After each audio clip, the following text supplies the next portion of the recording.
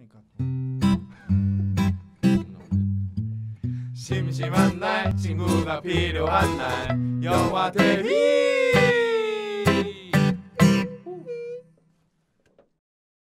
유하. 네, 안녕하세요. 새남자의 6mm aka 불효막심 이영석입니다. 안녕하세요, 황지용입니다. 반갑습니다. 새남자 윤미리 신도영입니다. 예. 네, 하이. 반갑습니다. 네, 뭐 저희가 누군지 잘 모르실 수도 있잖아요. 네, 100% 몰라요. 간단하게 한번 반갑습니다. 간단하게 한번 소개하고 갈까요? 네, 저는 이제 새남자 6mm의 장남으로서 좀 어두운 영화 다룰 예정인 불타는 효자입니다. 저는 둘째고요. 저는 주로 이제 뭐 넷플릭스 영화나 아니면 뭐 전쟁 영화, 좀 보기 좀 가벼운 영화를 주로 많이 다루려고 하는 사람입니다.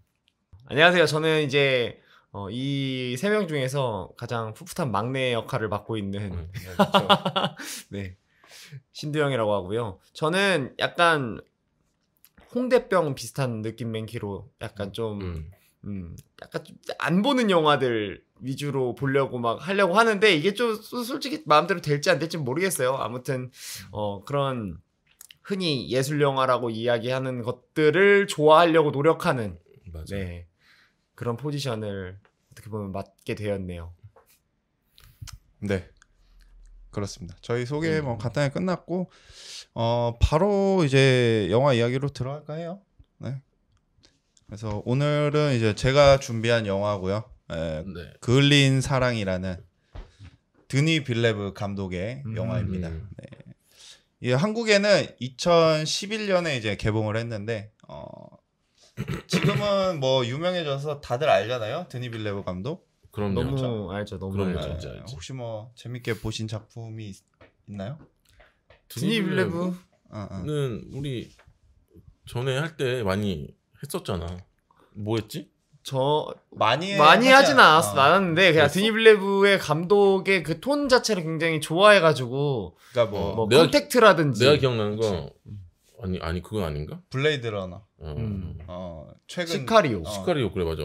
맞네. 시카리오 맞아. 좋아하는 영화이잖아요. 네. 그쵸, 시카리오 재밌지.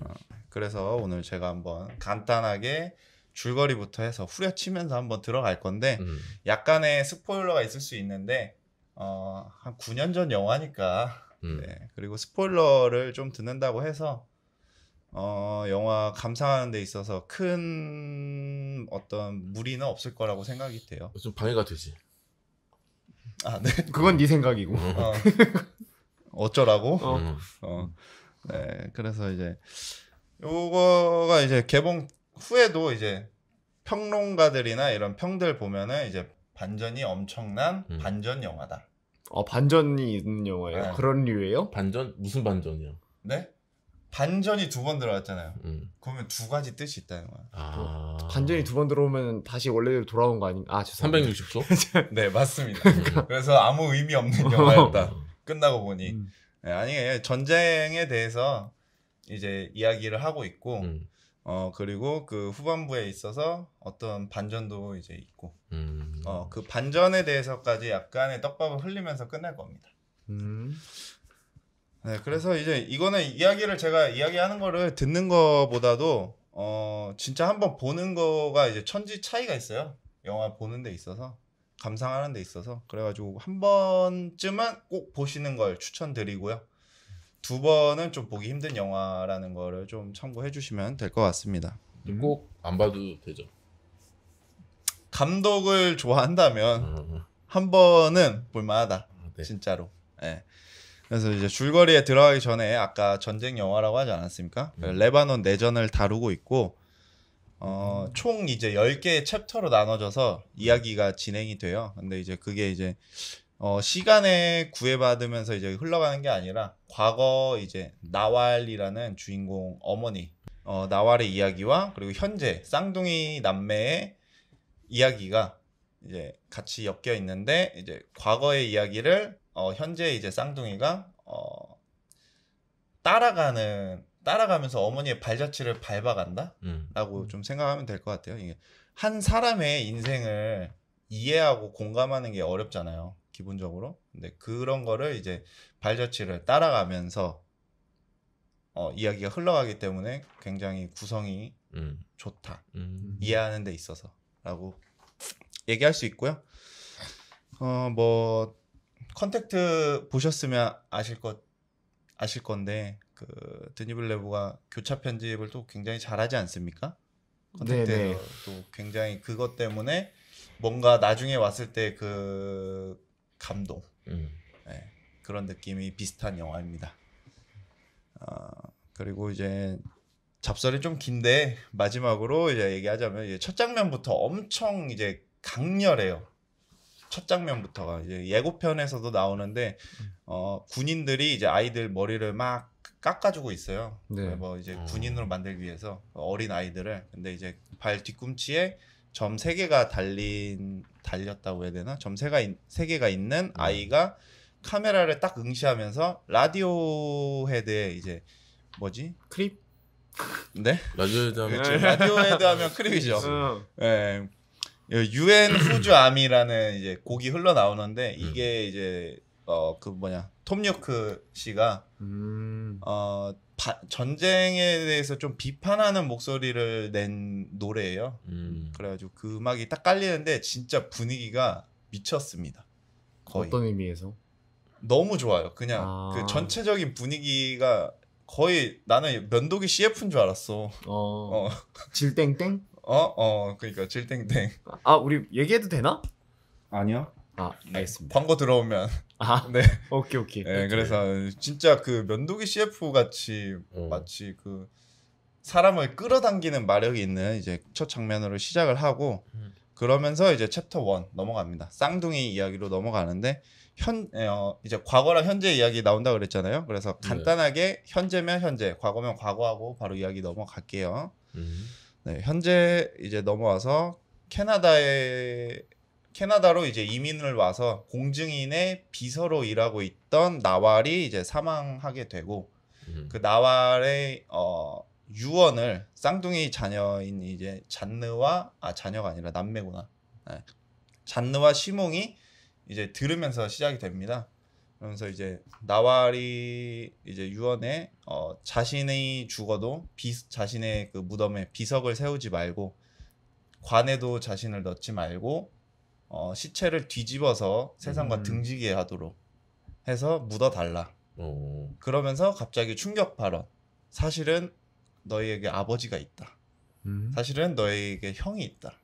라는 이야기를 하면서 그 둘을 찾아서 내가 전하는 편지를 한 통씩 전해주면은 아버지와 형에게? 그러면 그때 이제 나의 비석을 세우고 나를 이제 제대로 장례를 치러줘라라는 이제 유언을 남기게 돼요. 마치 퀘스트 같네요.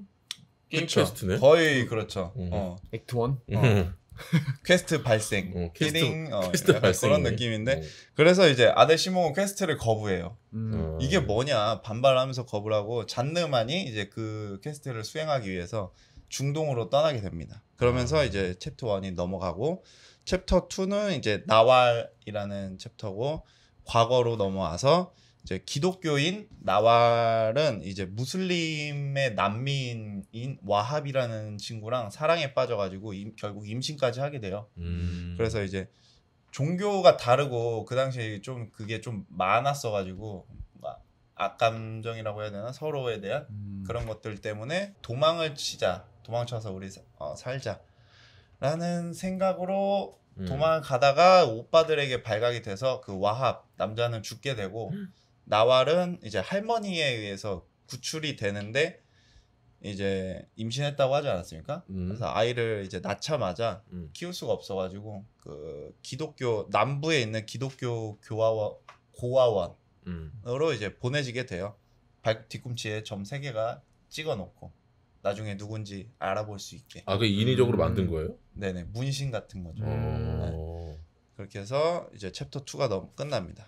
그리고 챕터 3는 이제 다레시라는 챕터인데 요 다레시는 이제 지역 이름인데 실제 이제 레바논 여기서 이제 등장하는 지역 이름은 실제 레바논 지역은 아니고 그러니까 내전을 다루고 있지만 정확한 명칭은 하지 않았던 그런 영화입니다. 그래서 현재로 넘어와서 다르시. 다레시에 이제 이제 잔느가 이제 엄마 찾아서 중동으로 갔잖아요. 그 이제 다레시까지 온 거예요. 그래서 어머니의 출신 학교인 대학교를 찾아가서 이제 사진을 하나 갖고 뭐 추적을 하고 있는데 이제 어머니를 기억하는 교수님을 만나가지고 어머니가 이제 학교 그 신문의 기자 출신이었다. 라는 이야기와 함께 사진 속에 있는 장소가 크파르리앗이라는 그 감옥이라는 이야기를 듣게 돼요. 그러고 이제 과거로 다시 넘어갑니다. 그래서 대학교 뭐 결국 이제 아이를 뭐 그렇게 해서 보내고 대학교에 입학을 하게 된 이제 나왈은 이제 남부인 그 고향을 떠나서 삼촌 집에서 생활하면서 대학교 생활을 하거든요.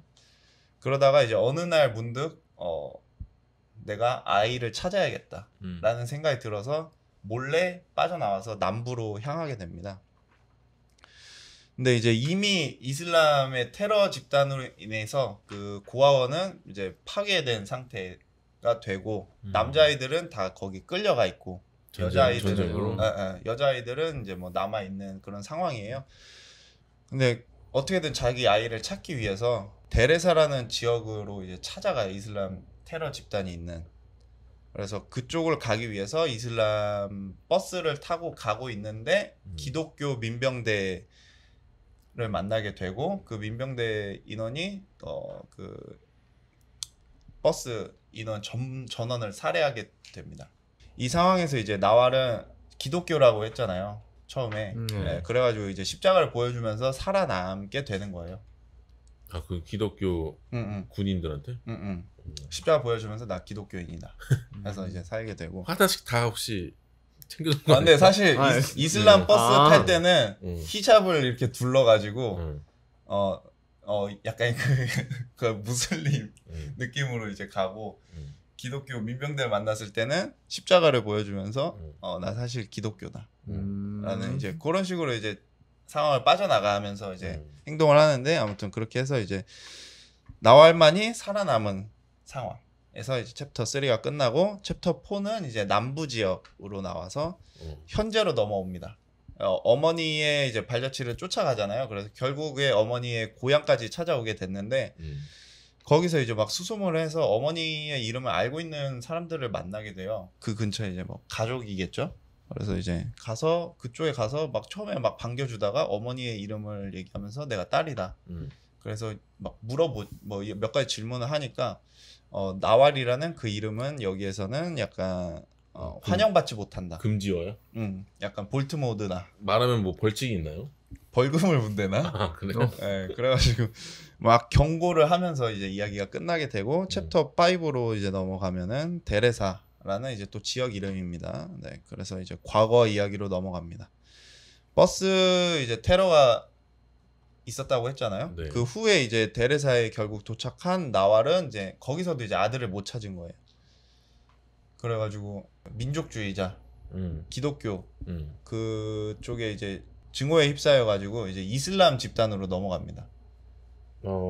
여태 보고 본 게 그런 거니까 거기에 이제 그리고 내 아이도 없어졌고 뭐 그 이슬람 테러 단체 이제 샴세딘이라는 인물이 수장으로 있는 이슬람 테러 집단에 이제 가담을 하고 거기서 임무를 주는데 기독교 민병대 대장의 집에 아들의 과외 선생으로 들어가서 그 대장을 암살해라 라는 임무를 받게 되고 그 임무를 결국에 수행을 하고 돌아오는데 이슬람 쪽에서도 너 이중 스파이지 라는 누명을 씌워가지고 결국 그 이슬람 집단의 감옥에 갇히게 돼요. 그러니까 이게 참 기구의 삶이. 챕터 6로 이제 넘어갑니다. 현재로 넘어와서 잔느가 이제 크파르리아까지 결국 오게 된 거예요. 어머니 고향을 넘어서 대학교, 고향 그리고 크파르리아시라는 감옥까지 이제 와서 그 전 감옥의 관리인을 찾아서 어머니의 과거를 듣게 되는데 이제 악랄한 이제 고문 기술자 아부 타렉이라는 친구가 등장을 하는데 이 친구로부터 이제 강간을 당하고 그의 아이를 임신해서 뭐 출산까지 했다는 이야기를 듣고 그게 이제 잔느의 입장에서는 우리가 찾아야 되는 오빠구나 라는 생각을 하면서 이제 시몬한테 전화를 해서 도움을 요청해요. 그러면서 이제 챕터가 끝나게 되고 챕터 7은 이제 노래하는 여인이라는 챕터인데 이제 과거로 넘어와서 나왈이 이제 15년간의 고문 속에서도 꿋꿋이 노래를 하면서 버텨냈기 때문에 엄청 유명한 거야. 그 감옥 내에서도 노래하는 여인으로. 그래서 모두가 아는 거지 그 여인을. 그리고 아부타렉이라는 그 고문 기술자 역시도 그거를 굴복시키기 위해서 15년간 엄청난 뭐 노력을 한 거고. 노력이라고 해야 되나? 그러니까 아무튼 노력? 근데 그 사람 입장에서는 직업 네. 정신인가? 안 되긴 하는데 아무튼 그래서 뭐 이제 임신을 하고 아이를 낳았잖아요. 네. 그게 이제 버려질 예정이었는데 그 출산을 이제 돕던 간호사의 도움으로 구출을 하게 돼요. 결국에 구출을 해서 15년 후에 이제 출소를 할 때 그 아이들을 다시 돌려받습니다.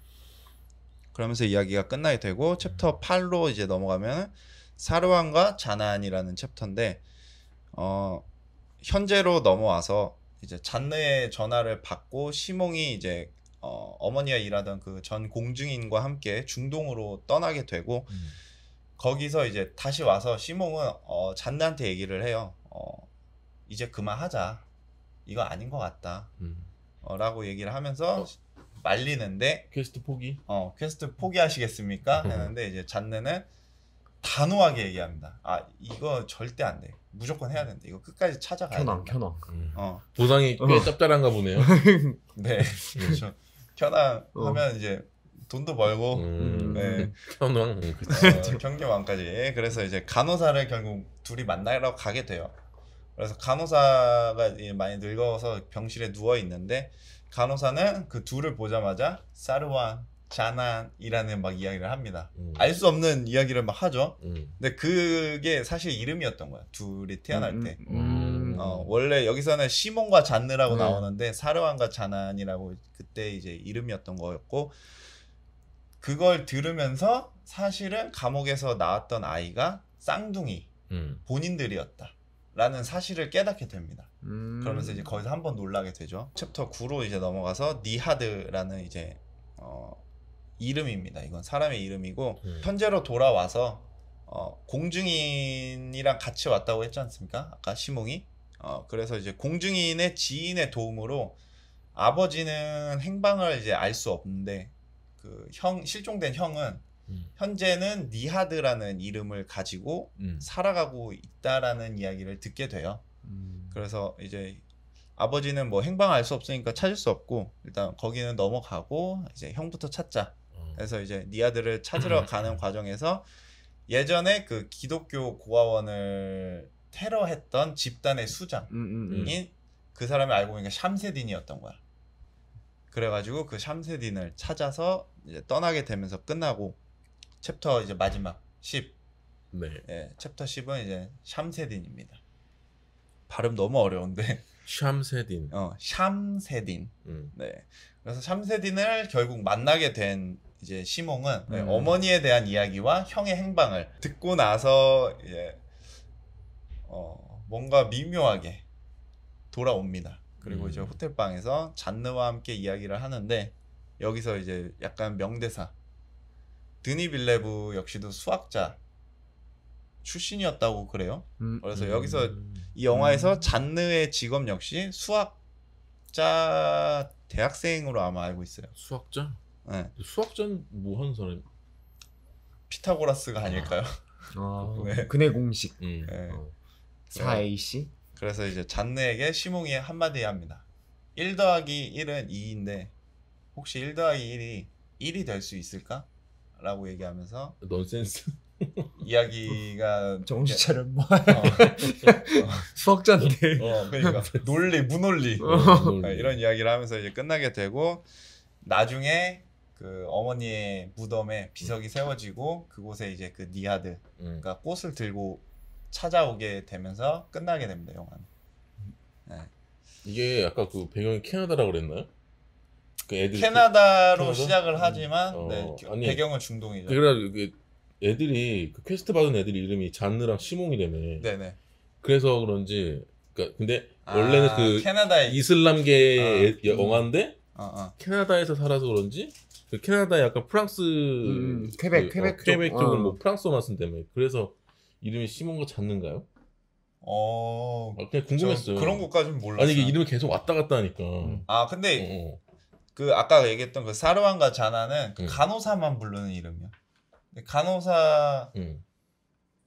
중동 사람이니까 그럴 수도 있겠네. 그러니까 계속 이게 중동의 배경으로 나오는 애고 영화고 다른 사람들 이름 다 중동 이름인데 사실 캐나다는 딱 2번 나와요. 처음과 끝. 그러니까 니아드도 사실 캐나다로 간 거야.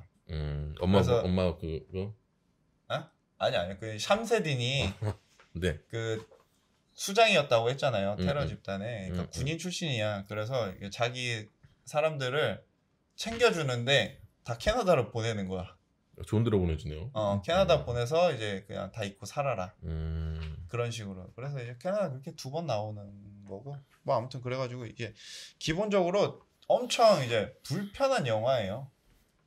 보게 되면은 다시 보기가 조금 힘든 영화일 수 있다고 저는 일반적으로 그럴 거라고 좀 생각을 하고 있는데 이제 저 같은 경우는 이제 과거의 뭐 기억들이 약간 좀 겹쳐지면서 더 보기가 힘들더라고요. 그래서 한 3번, 4번 정도 보긴 했는데 이거 하려고 많이 봤네. 이거 하려고 억지로 참아가면 억지로 눈물 삼키며 허벅지 찔러가며 허벅지 찔러가면 이렇게 그렇지.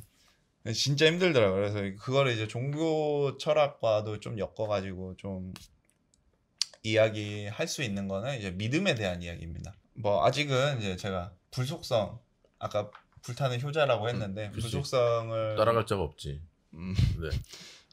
네, 불속성을 아직 마스터하기 전 조금 순수했던 시절에 이제 세상이 약간 달달했던 시절에 저는 이제 약간 어릴 때부터 그런 생각을 좀 했어요. 교회도 다니고 했었으니까 모태신앙입니다. 심지어.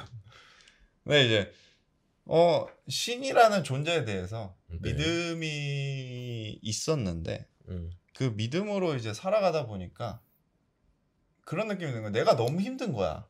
말도 안 되게 지옥 같은 거야. 살고 있는 게. 근데 이게 만약에 신이 존재한다면은 내가 이런 삶을 살게 의도한 게 맞는가? 너무 가혹하지 않은가? 너무 가혹하지 않는가? 그런 이제 의문이 생기고 이런 삶이 만약에 의도된 거라면은 도대체 어떤 가치를 갖고 있길래 이런 삶이 의도된 건가? 라는 생각과 함께 학창 시절에 믿음이 박살나고 교회를 안 가게 됐죠. 그리고 결국에는 뭐 그런 삶의 가치조차도 이제 찾지 못하고 뭐 그런 삶을 살고 있었는데 뭐 나중에 이제 뭐 가치는 뭐 천천히 요런 이제 믿음이란 것이 근본적인 이제 믿음이란 것이 사라진 상황에서도 그거를 초월할 수 있는 어떤 방향이나 혹은 다른 무언가가 있다면은 그게 이제 아마 사랑이 아닐까라는 좀 생각을 했어요. 사랑? 사랑. 어머니의 사랑, 자식의 사랑, 가족의 사랑, 아니면 또 뭐 어떤 다양한 단어 그리고 다양한 표현 방식으로 존재하는 그 사랑이라는 거에 대해서 좀 생각을 했어요. 이 영화 자체도 사실은 그 나왈이라는 어머니의 사랑에 대한 영화거든요. 전체를 아우르고 있는 거는 그러니까 이 전쟁 속에서도 사랑을 갖고 복수의 굴레 이게 계속 이어지잖아요. 결국에는 그 아들의 결국에 계속 이어지는 그런 굴레를 끊어낼 수 있는 무언가가 영화에선 사랑으로 표현이 되거든요. 그래서 이게 제가 영화에 대해서 그냥 줄거리를 쭉 이야기하긴 했는데 진짜 이거 약간 그러니까 너무 대놓고 얘기하면은 스포가 될 것 같아가지고 이렇게 얘기를 했던 거고 보시게 되거나 아니면 조금만 찾아본다면은 제가 이야기했던 거를 좀 더 이해하기 좀 쉬우실 거예요. 네, 그래서 좀 그런 사랑에 대해서 이야기를 하고 있는 거고 여러분들에게는 혹시 어떤 방식으로 그 사랑이 네. 표현되어 왔는가라는 질문을 던지고 여기도 던집니다. 던지고. 혹시 뭐 그런 이제 초월적인 흔히 말해서 이제 아가페적인 사랑이라고 하잖아요. 그런 걸 좀 느껴본 기억이 있는가에 대해서 있어요? 초월적인 음. 수준은 어느 수준? 수준? 초월의 수준. 아 초월의 수준이요. D라는 거예요? 그게 뭐 어. 급이 있어요. 뭐 슈퍼히어로부터 해서 뭐 초월의 수준? 등급? 어느 정도인지. 아니 뭐 근데 그거는 이제 다 객관적인 거라서 근데 이게 항상 뭐 이런 이야기 하면은 생각나는 건 역시 그냥 뭐 부모님에 대한 이야기를 안 할 수가 없고 뭐 그렇죠. 네. 부모님. 네. 근데 이 부모님의 사랑도 상대적인 수도 있어. 그렇지 않은 사람도 있을 거라고. 아 저요? 형 포함. 네. 네. 맞아. 맞습니다. 근데 대표적으로 따지면 부모님의 사랑이 가장 초월적인 사랑이라고 우리는 생각하죠. 그럴 수 있죠. 네.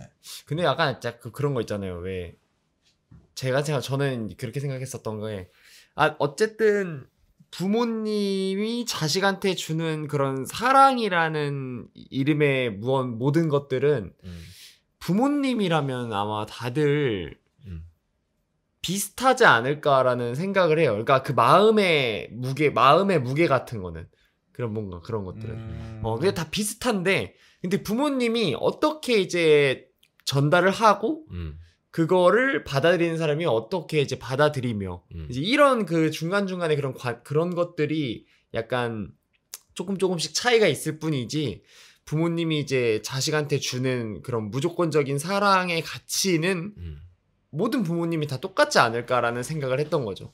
예. 그래서 저 같은 경우에는 그런 뭔가 헌신적인 그리고 무조건적인 그런 사랑의 개념에 대한 이야기를 하게 되거나 듣게 되면은 제일 먼저 생각나는 거 어떻게 보면은 그냥 너무 당연하게 그래도 부모님인 것 같은 생각이 되게 곱게 들었던 자라서 그러니까 대전에 큰 손에 자라서 큰 손의 아들이라서 그치. 좀 곱게 자란 편이라서 그치. 나중에 받을 게 또 물질적인 사랑도 그렇죠. 어차피 뭐, 네. 다들 뭐 모를 테니까 맞아. 그렇게 해요. 그렇게 하는 걸로 합시다. 네네. 그래서 뭐 혹시 뭐 오늘 이야기 들으면서 네. 어떠셨는지에 대해서도 한번 얘기해 주실 수 있는 게 있나요? 드니 빌레브 감독의 초기작인가요 이게? 저는 정확하게 모르겠어요. 이게 약간 애매한데 요걸로 상을 엄청 많이 받은 시점이에요. 어떻게 보면. 포텐 터진 시기? 그럴 수 있죠. 근데 이게 뭐 기본적으로 원작이 있는 영화가 아니라 연극으로 이제 원작이 있고 그거를 이제 영화로 본인이 각색을 해서 이제 만들어낸 건데 그게 이제 진짜 기가 막히게 나와가지고 극찬을 받았죠. 거의 AKA 봉준호 느낌으로. 에이. 그 당시에. 봉준호는 각본상. 그 당시에. 그래요? 그 당시에. 함부로 비교하지 마세요. 요즘 국뽕 아주 한참 차오를 시기인데. 국뽕입니까? 국뽕. 알겠습니다. 네. 화가 나 부들부들하네. 네, 아무튼 뭐 그래서 한 번쯤은 한번 보셨으면 해요. 저는 개인적으로는. 근데 이 챕터형이 나누는 게 네네. 영화에서도 이렇게 뭔가 챕터가 나누어져 있는 그런 나눠져서 구성이에요? 이야기가 흘러가요. 그게 진짜 이렇게 딱딱 뭔가 이렇게 끊어서 가요? 그게 챕터가 진짜 구분 지어져요? 아니 그냥 나와요. 챕터 이름이. 챕터가 이렇게 떠 이렇게. 챕터 떠요? 이름이 뜨면서 이야기 흘러가요. 뭐 빨간색 글씨로 뭐 이게 샴세딘. 뭐 타짜처럼? 그치. 맞아. 약간 뭐 비슷한 거 아니에요? 비슷할 수도 있는데 타짜는 이제 검은 화면에 챕터가 뜨면서 확실히 그 극이 나눠진 느낌은 있잖아요. 이거는 약간 그 경계가 약간 애매모호하게 흘러가면서 넘어가는. 근데 텍스트가 폰트가 엄청 커서 거의 화면이 꺼진 것 같은 효과를 내는. 진짜? 네. 근데 진짜 그마저도 되게 연극 같다. 그렇죠. 그러니까 기본 연극 틀이니까. 그래서 이제 뭐 라디오 헤드의 노래들도 나오고 네. 굉장히 분위기 자체도 꽤 괜찮은 영화입니다. 간단하게 평을 내리고 가자면은 이제 뭐 우리는 이제 살아가면서 때로는 절망 속에서 힘을 얻을 때도 있지 않습니까? 없나요? 그럼, 저만 그런가요? 그래요? 절망 속에서? 오히려 절망 진흙 속에서 핀 꽃. 절망 그렇죠. 속에서는 약간 그렇죠. 더 콰이어. 어. 예. 그치. 아기 밭이지. 악이요? 아기 밭에서. 그렇죠. 저는 오히려 막 계속 살다 보니까 음. 오히려 지옥 같은 이제 삶이 편안하지 않은가 아, 라는 생각을 좀 하게 되고 너무 극단적인 거 아니야 갑자기? 약간. 개인적으로는 이거 봐, 이거 지독해 영화 진짜. 근데 영화 진짜 지독해. 냄새 나요? 맞아요. 탄 거의 냄새 진흙이야. 거의 냄새 나요? 진흙이야. 탄 냄새? 맞아. 근데 이게 인생이 너무 기구하긴 해. 이게 한 여인의 그죠.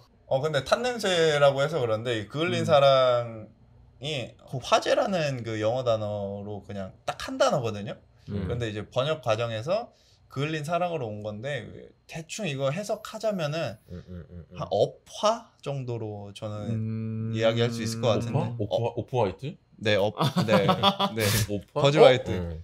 아 아니다. 그래서 아무튼 네, 그래서 저는 이제 개인적으로 오늘보다 내일이 이제 더 힘들 거야라는 말을 되게 좋아하고 그런 마인드로 살아가고 있는데. 네. 그러니까 오늘을 열심히 즐기도록 해. 그쵸.